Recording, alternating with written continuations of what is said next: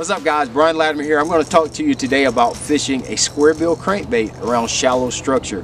In particular, the Echo 175. In my opinion, this crankbait outperforms any other Squarebill crankbait on the market.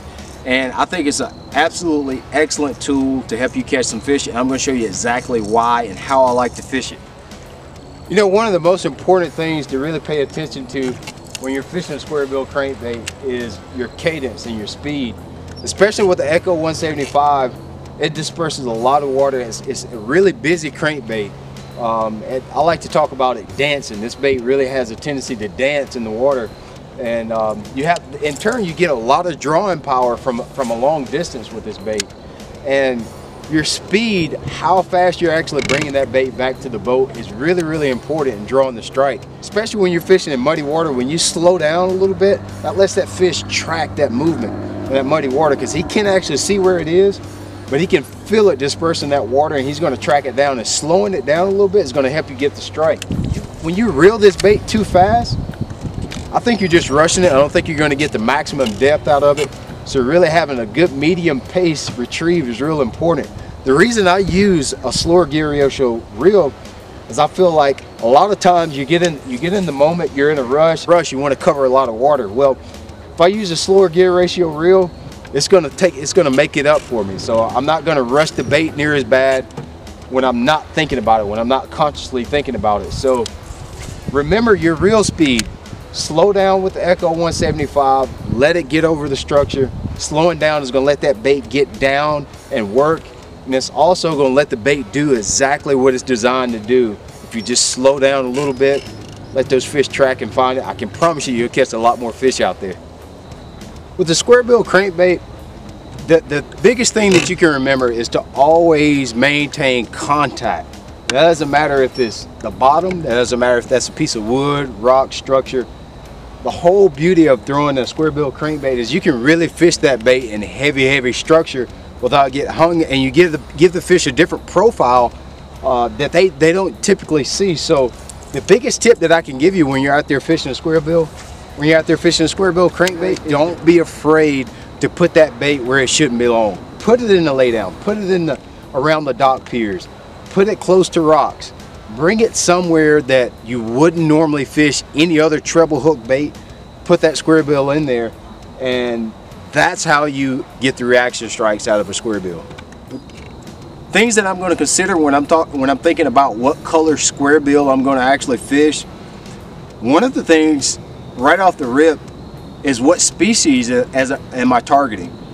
If I'm going to be out there fishing for smallmouth, or if I'm fishing for spotted bass, those two species of fish tend to be in different habitats. They really thrive tends to be clearer water.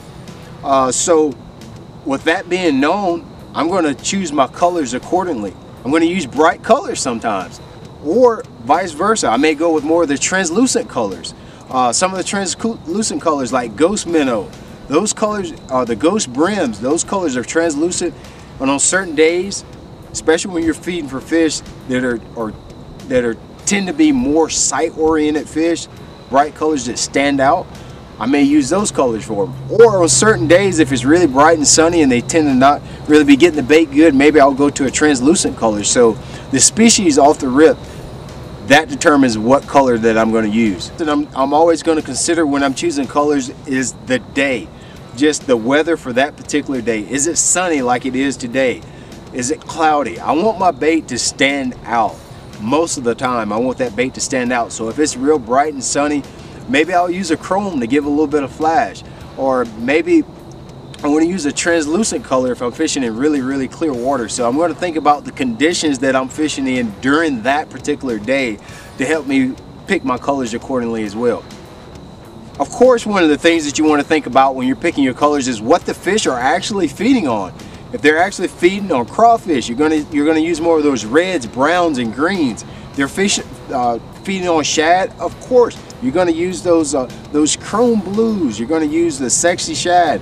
Always think about what the fish are actually feeding on. That's a dead giveaway of what colors you want to lean towards.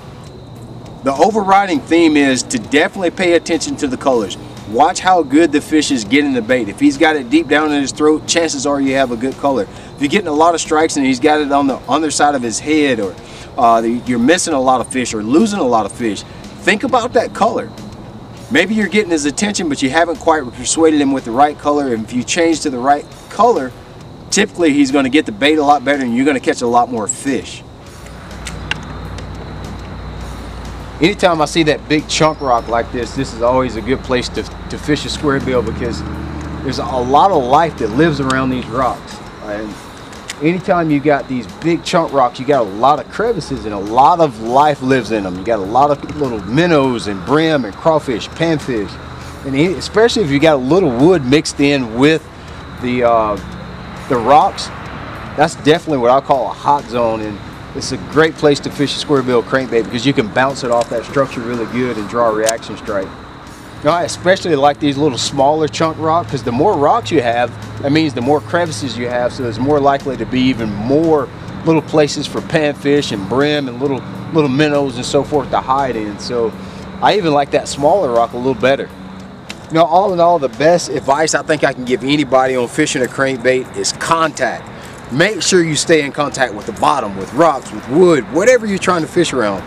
Stay in contact with that structure. I promise you, if you pick the right color, slow down a little bit and take your time, squarebill fishing, it can be some of the most fun fishing that you'll ever have out there. So take your time and have a lot of fun with the squarebill.